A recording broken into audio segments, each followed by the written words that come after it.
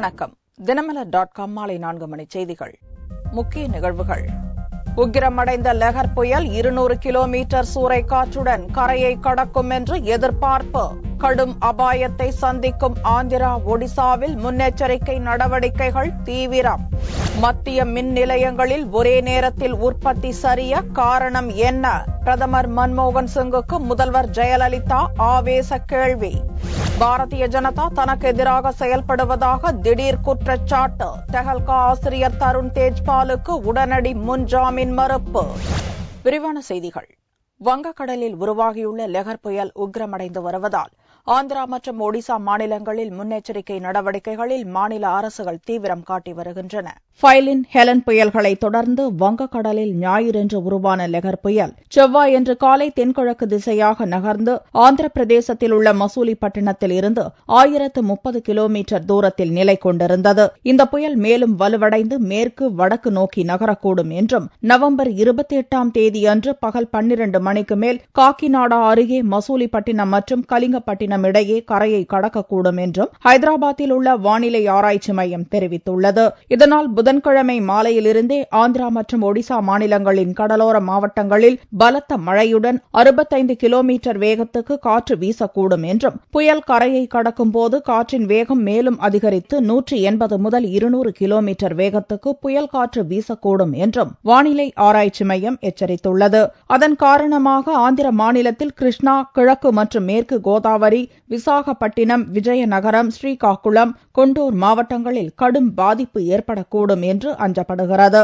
செவ்வாயன்று துவங்கவிருந்த தனது 2 நாள் சுற்றுப்பயணத்தை ரத்து செய்த முதல்வர் கிரண்குமார் ரெட்டி முன்னெச்சரிக்கை நடவடிக்கைகள் குறித்து ஆலோசித்தார். அதோடு தயார் நிலையில் இருக்கும்படி கடலோர மாவட்ட கலெக்டர்களை அறிவுறுத்தியுள்ளார். அதேபோல ஒடிசா மாநிலத்தில் உள்ள கடலோர மற்றும் தெற்கு ஒடிசா மாவட்ட கலெக்டர்களை உஷாராக இருக்கும்படி முதல்வர் நவீன் பட்நாயக் அறிவுறுத்தியுள்ளார். கஞ்சம் மாவட்டத்தில் கனமழை இருக்கும் என்பதால் கூடுதல் முன்னெச்சரிக்கை நடவடிக்கைகள் எடுக்கப்பட்டுள்ளன. தமிழகத்தில் ஏற்பட்டுள்ள மின் பற்றாக்குறையை போக்க மத்திய அரசின் மின் உற்பத்தி நிறுவனங்களில் மின் உற்பத்தியை பெருக்க உரிய நடவடிக்கைகளை எடுக்க வேண்டும் என பிரதமருக்கு ஜெயலலிதா கோரிக்கை விடுத்துள்ளார். பிரதமர் மன்மோகன் சிங்குக்கு முதல்வர் ஜெயலலிதா அவசர கடிதம் ஒன்றை அனுப்பியுள்ளார். திமுக ஆட்சியால் தமிழகத்தில் 4000 மெகாவாட் மின்சார பற்றாக்குறை ஏற்பட்டதையும் 2011ஆம் ஆண்டில் அதிமுக ஆட்சிக்கு வந்ததும் மின் உற்பத்தியை பெருக்க எடுக்கப்பட்ட நடவடிக்கைகளையும் அந்த கடிதத்தில் ஜெயலலிதா பட்டியலிட்டுள்ளார். கூடுதல் மின்சாரம் கேட்டு மத்திய அரசிடம் பலமுறை கோரிக்கை விடுத்தும் எந்தவிதமான ஆதரவும் கிடைக்கவில்லை என்பதை கடிதத்தில் சுட்டிக்காட்டியுள்ள ஜெயலலிதா, மத்திய அரசின் உதவியின்றி தான் எடுத்த தீவிர நடவடிக்கைகளால் தமிழகத்தில் ஜூலை மாதத்திலிருந்து மின்வெட்டு அறவே இல்லை என்ற நிலை உருவானதாகவும் தெரிவித்துள்ளார். இந்நிலையில் தமிழகத்தில் உள்ள மின் உற்பத்தி நிலையங்களில் 2500 மெகாவாட் அளவுக்கு மின் உற்பத்தி திடீரென குறைந்துவிட்டதாகவும் தீர ஆராய்ந்தபோது மத்திய அரசுக்கு சொந்தமான தேசிய அனல் மின் கழகம், பெல், இந்தியன் ஆயில் கார்ப்பரேஷன், இந்திய நிலக்கரி நிறுவனம் ஆகியவற்றின் மின் உற்பத்தி நிலையங்களிலும் மற்றும் தமிழக அரசு, மத்திய அரசு கூட்டாக செயல்படுத்தி வரும் மின் உற்பத்தி நிலையங்களிலும் மின் உற்பத்தி திடீரென குறைந்ததே இதற்கு காரணம் என்று தெரிய வந்திருப்பதாகவும் கடிதத்தில் ஜெயலலிதா குறிப்பிட்டுள்ளார்.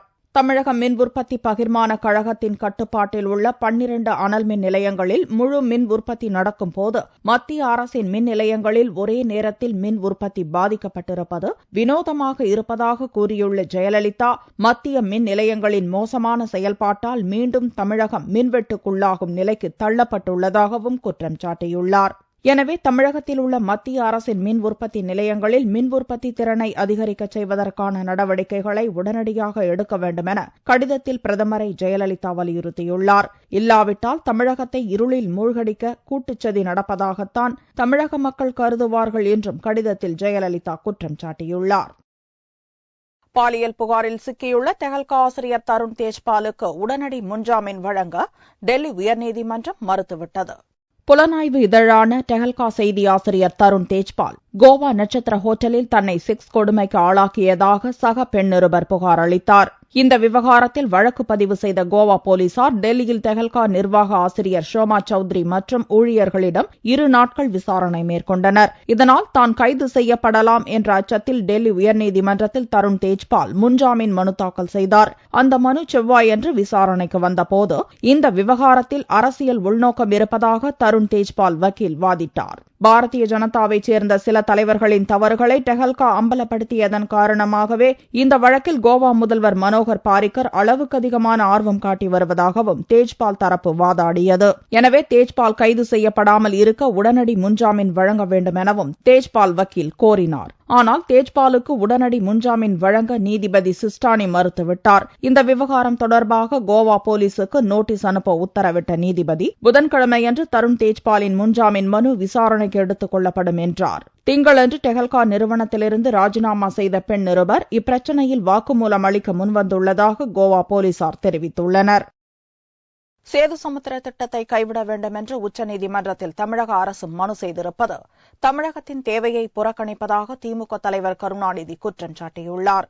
சென்னையில் ஒரு நிகழ்ச்சியில் பங்கேற்க வந்த திமுக தலைவர் கருணாநிதி செய்தியாளர்களை சந்தித்தார். முன்னாள் முதல்வர் அண்ணாதுரை 1967 முதல்வராக பொறுப்பேற்றவுடன் சேது சமுத்திர திட்டத்தை நிறைவேற்ற வேண்டும் என்று வேண்டுகோள் விடுத்ததை சுட்டிக்காட்டிய கருணாநிதி இதற்கு அதிமுக அரசு உச்சநீதிமன்றம் வரை சென்று தடை கோரியிருப்பதாக தெரிவித்தார். இரண்டாவது முறையாகவும் முறையீடு செய்திருப்பது தமிழக மக்களின் தேவைகளை புறக்கணிக்கும் செயல் என்றும் கருணாநிதி கூறினார். ஏற்கனவே ஒருமுறை இந்த திட்டத்தை நிறைவேற்றக்கூடாது என்று உச்சநீதிமன்றம் வரை சென்று தடை கேட்டிருக்கிறது. திரும்பவும் இப்பொழுது நான் கேள்விப்படுகிறேன். இரண்டாவது முறையாகவும் ஏற்கனவே தாங்கள் சொல்ல விட்டு போற விஷயங்களை சொல்லுகிறோம் என்று சொல்லி சேது சமுத்திர திட்டத்தை கைவிட வேண்டும் என்று உச்சநீதிமன்றத்துக்கு முறையீடு செய்திருக்கிறது. அண்ணாவினுடைய எண்ணங்களை, தமிழ்நாட்டு மக்களுடைய தேவைகளை ஜெயலலிதாவும் அவர் தலைமையில் உள்ள இந்த ஆட்சியும் எந்த அளவுக்கு புறக்கணிக்க முற்படுகிறார்கள் என்பதற்கு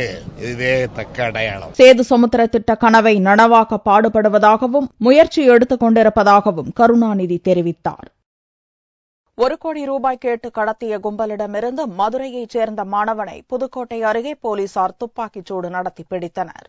மதுரை மீனாட்சி நகர் பகுதியைச் சேர்ந்த ரவிக்குமார் என்பவர் காய்கறி மொத்த வியாபாரம் செய்து வருகிறார். இவருடைய மகன் கிரண்குமார் ரோஹித் அங்குள்ள மகாத்மா மாண்டிச்சேரி பள்ளியில் 9ஆம் வகுப்பு படித்து வருகிறான். திங்கட்கிழமையன்று மாலை பள்ளி முடிந்து பள்ளி வாகனத்தில் வீட்டின் அருகே இறங்கிய மாணவனை 4 பேர் கொண்ட கும்பல் காரில் கடத்தியது.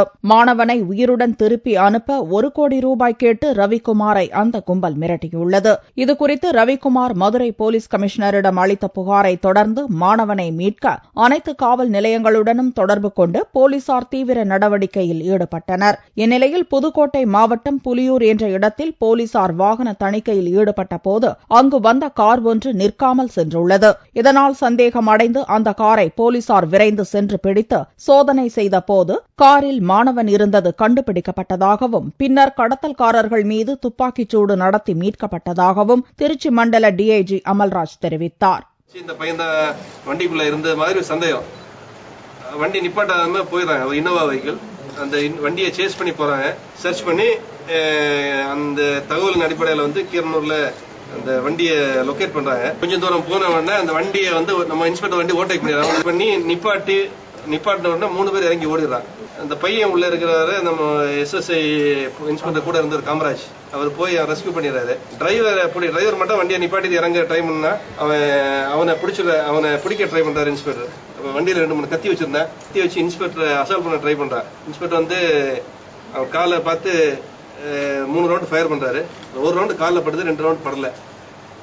அவனை பிடிச்சிடறான். இதனிடையே மீட்கப்பட்ட மாணவனும் அவனுடைய தந்தை ரவிக்குமாரும் செவ்வாய்க்கிழமையன்று காலை மாவட்ட போலீஸ் எஸ்பி பாலகிருஷ்ணனை சந்தித்து நன்றி தெரிவித்தனர். அப்போது செய்தியாளர்களிடம் பேசிய எஸ்பி பாலகிருஷ்ணன் மாணவன் கடத்தல் சம்பவத்தில் 2 பேர் கைது செய்யப்பட்டுள்ளதாகவும் தப்பியோடிய மேலும் 2 வரை பிடிக்க தனிப்படை அமைக்கப்பட்டுள்ளதாகவும் கூறினார். சம்பவ இடத்திலே ஒரு குற்றவாளி கணேசன் என்ற டிரைவர் அவர் கைது செய்யப்பட்டுள்ளார். பிரபு என்ற குற்றவாளி அவர்தான் இந்த கடத்தலுக்கு மூல காரணம் என தெரிய வருகின்றது. நம்ம ஒரு 6 தனிப்படை அமைத்திருக்கின்றோம். எல்லாரையும் வந்து மீதமுள்ள குற்றவாளிகள் வேற ஏதாவது இவங்க 4 பேர் தவிர வேற யாராவது தொடர்பு இருக்கின்றதா அதையும் வந்து நம்ம புலன் விசாரணையின் போது கண்டுபிடித்து அது மாதிரி ஏதாவது பின்னணியில் வேற யாராவது இருந்தாங்க அப்படின்னா அவங்க மேலே நடவடிக்கை எடுக்கிறதுக்கு நம்ம வீட்டில் ஓட்டுநர்களை வேலைக்கு அமர்த்துவதற்கு முன்பு அவர்கள் குறித்து நன்கு தெரிந்து கொள்ள வேண்டும் என்றும் நம்பிக்கையானவர்களை மட்டுமே வேலைக்கு அமர்த்த வேண்டும் என்றும் பொதுமக்களுக்கு எஸ்பி பாலகிருஷ்ணன் அறிவுறுத்தினார். சென்னை மெரினாவில் போக்குவரத்துக்கு இடையூறாக உள்ள சிவாஜி சிலையை மெரினா கடற்கரைக்கு மாற்றலாம் என்று உயர்நீதிமன்றத்தில் காவல்துறை சார்பில் பதில் மனு தாக்கல் செய்யப்பட்டுள்ளது. சென்னை மெரினா கடற்கரை காமராஜர் சாலை ராதாகிருஷ்ணன் சாலை சந்திப்பின் நடுவே நடிகர் சிவாஜி கணேசன் சிலை வைக்கப்பட்டுள்ளது. இதனால் போக்குவரத்திற்கு இடையூறு ஏற்படுவதாக சீனிவாசன் என்பவர் சென்னை உயர்நீதிமன்றத்தில் வழக்கு தொடர்ந்தார். கடந்த மாதம் இவ்வழக்கு தலைமை நீதிபதி ராஜேஷ்குமார் அகர்வால் சத்யநாராயணா முன் விசாரணைக்கு வந்தது. அப்போது தமிழக போக்குவரத்து போலீசார் பதிலளிக்க நீதிபதிகள் நோட்டீஸ் அனுப்பினர். இவ்வழக்கில் செவ்வாயன்று பதில் மனு தாக்கல் செய்த போலீசார் காமராஜர் சாலையிலிருந்து ராதாகிருஷ்ணன் சாலைக்கு வாகனங்கள் திரும்பும் போது எதிர்வழி வரும் வாகனங்களை சிவாஜி சிலை மறைப்பதாகவும் சிவாஜி கணேசன் சிலையை அங்கிருந்து அகற்றி கடற்கரையில் வைக்கலாம் என்றும் தெரிவித்துள்ளனர். டிராபிக் போலீசார் சார்பில் ஒரு ஸ்டேட்டஸ் ரிப்போர்ட் தாக்கல் செய்யப்பட்டுள்ளது. அந்த ஸ்டேட்டஸ் ரிப்போர்ட்ல என்ன சொல்லியிருக்காங்கன்னா, அது போக்குவரத்து இடையூறாக உள்ளது என்றும் இதனால் பல்வேறு சிரமங்கள் ஏற்படுகின்றது என்றும், எனவே அந்த இடத்தில் சிலை அகற்றப்பட வேண்டும் என்று போலீஸ் தரப்பில் கூறப்பட்டுள்ளது. இதனை எதிர்த்து சிவாஜி சமூக நல பேரவை சார்பில் நாங்கள் என்ன வாதிட்டோம் என்றால், அரசாங்கம் மாறிய காரணத்தினால் அவ்வப்போது ஸ்டாண்டை மாற்ற முடியாது. எங்கள் தரப்பில் நாங்கள் மீண்டும் ஒரு பதில் மனு தாக்கல் செய்கிறோம் என்று டைம் வாங்கியுள்ளோம். மீண்டும் இந்த மனுவானது வரும் 13/12/2013 அன்று விசாரணைக்கு வருகிறது. போலீசாரின் பதில் மனுவை அடுத்து விரைவில் இவ்வழக்கில் தீர்ப்பளிக்கப்படும் என்று எதிர்பார்க்கப்படுகிறது. மணல் கிடைக்காமல் முற்றிலும் முடங்கி கிடக்கும் கட்டுமானத்துறை செயல்பட தமிழக அரசு விரைந்து நடவடிக்கை எடுக்க கட்டுமான தொழிற்சங்கம் கோரிக்கை. உச்சநீதிமன்றம் மற்றும் பசுமை தீர்ப்பாயம் உள்ளிட்டவற்றின் தீர்ப்பால் மணல் அள்ளுவதற்கு கட்டுப்பாடுகளை தமிழக அரசு விதித்தது. இதையடுத்து குறைந்து வந்த மணல் வரத்து கடந்த சில தினங்களாக முற்றிலுமாக நிறுத்தப்பட்டு விட்டதாக கட்டுமான தொழிற்சங்கத்தினர் கூறியுள்ளனர். இன்றைய தினம் இந்த மணல் தட்டுப்பாட்டினால் சற்றொப்ப 60,000 மணல் லாரிகள் ஓடாமல் முடங்கி இருக்கின்றன. 60,000 லாரி மூலமாக கிட்டத்தட்ட 5 லட்சம் தொழிலாளர்கள் லாரி தொழிலில் ஈடுபட்டிருக்கிற தொழிலாளர்கள் வேலைவாய்ப்பை இழந்திருக்கிறார்கள். 50 லட்சம் கட்டுமான தொழிலாளர்கள் வேலைவாய்ப்பை இழந்திருக்கிறார்கள். தீபாவளிக்கு அப்புறம் ஒருத்தர் கூட வேலைவாய்ப்பு இல்லாமல் கஷ்டப்படுகிறார்கள். அதன் மூலமாக இந்த கட்டுமான தொழிலே தமிழகத்திலே முடங்கி இருக்கின்ற அண்டை மாநிலங்களான கர்நாடகா, மகாராஷ்டிரா போன்று தமிழகத்திலும் செய்முறை மணலை பயன்படுத்த அரசு அனுமதிக்க வேண்டும் என்றும், அரசே செய்முறை மணல் அரவை ஆலைகளை துவக்கி எதிர்காலத்திலும் மணல் பற்றாக்குறையை தடுக்க வேண்டும் என்றும் கட்டுமான தொழில்துறையினர் கோரிக்கை வைத்துள்ளனர். கடலோர பாதுகாப்பை தீவிரப்படுத்த அதிநவீன ஹோவர்கிராப்ட் படகின் சோதனை ஓட்டம் புதுச்சேரியில் நடந்தது. நாடு முழுவதும் கடலோர பகுதிகளில் பாதுகாப்பை பலப்படுத்தவும் மீனவர்களுக்கு பாதுகாப்பு அளிப்பதற்கும் 6 அதிநவீன ஹோவர்கிராப்ட் படகுகள் கண்காணிப்பு பணியில் ஈடுபடுத்தப்பட்டுள்ளன. இதில் புதுச்சேரியிலிருந்து 60 கடல் மைல் தூரம் கண்காணிக்கும் அதிநவீன ஹோவர்கிராப்ட் படகின் ரோந்து பணி சோதனை ஓட்டம் நடந்தது. புதுவையின் கடலோர பாதுகாப்பை முன்னிட்டும் மீனவர்களோட பாதுகாப்பை முன்னிட்டும் இந்திய கடலோர கப்பல்படையின் சார்பில் இந்த ஹோவர் கிராப்டை இங்கே பாண்டிச்சேரிக்கு வரவழைச்சிருக்கோம். ஒரு பரிசோதனை முயற்சியாக 10 நாட்கள் இங்கே செயல்படும். இந்த டெய்லி இந்த ஹோவர் கிராப்ட் கடல்ல சென்று மீனவர்கள் பாதுகாப்பு குறித்து ஆய்வு செய்து அதன் பேரில் ஜனவரி மாதத்திலிருந்து நிரந்தரமா இங்கே ஒரு ஹோவர் கிராப்ட் பாண்டிச்சேரிக்கு கடலோர பாதுகாப்புக்காகவும் மீனவர்களோட பாதுகாப்புக்காகவும் நிரந்தரமா இங்கே இருக்கும். இந்த அதிநவீன படகின் சோதனை ஓட்டம் தொடர்ந்து 10 நாட்கள் நடைபெறுகிறது. ஓடும் ரயிலில் ஆசிரியைகளை தாக்கி பள்ளி மாணவிகளுக்கு இளைஞர்கள் கும்பல் செக்ஸ் தொல்லை கொடுத்த சம்பவம் பீகாரில் அதிர்ச்சியை ஏற்படுத்தியுள்ளது. ஜார்க்கண்ட் மாநிலம் தன்பாத்தைச் சேர்ந்த கார்மல் பள்ளியில் 10, 11, 12ஆம் வகுப்புகளில் பயிலும் 93 மாணவிகள் பீகார் தலைநகர் பாட்னாவில் நடந்த கல்வி சுற்றுச்சூழல் முகாமில் பங்கேற்றனர்.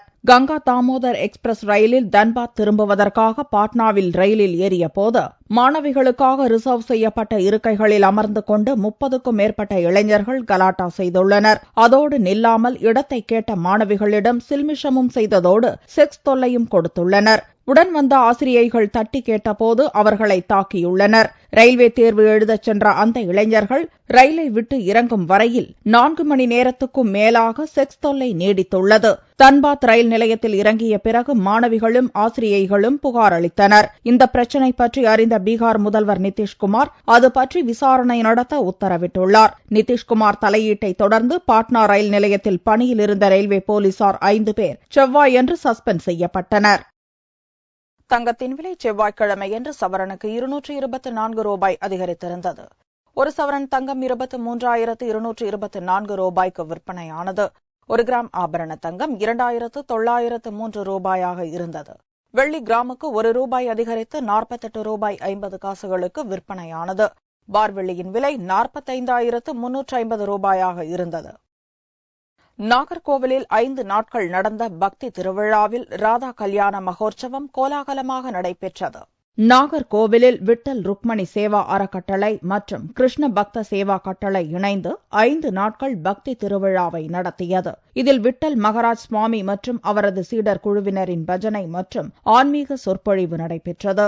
5 நாள் விழாவின் முக்கிய நிகழ்ச்சியாக ராதா கல்யாணம் வெகு விமர்சையாக நடந்தது. இதற்கான சீர்வரிசை கோட்டார் முப்பிடாரியம்மன் கோவிலிலிருந்து மேளதாளம் முழங்க குதிரை மீது ஊர்வலமாக எடுத்து வரப்பட்டது. பின்னர் விட்டல் சுவாமிகள் முன்னிலையில் மங்கள வாத்தியங்கள் முழங்க ராதா கல்யாணம் நடைபெற்றது.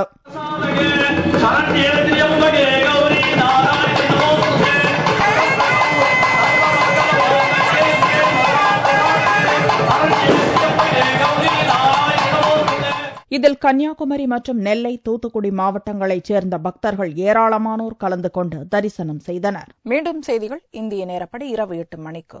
வணக்கம்.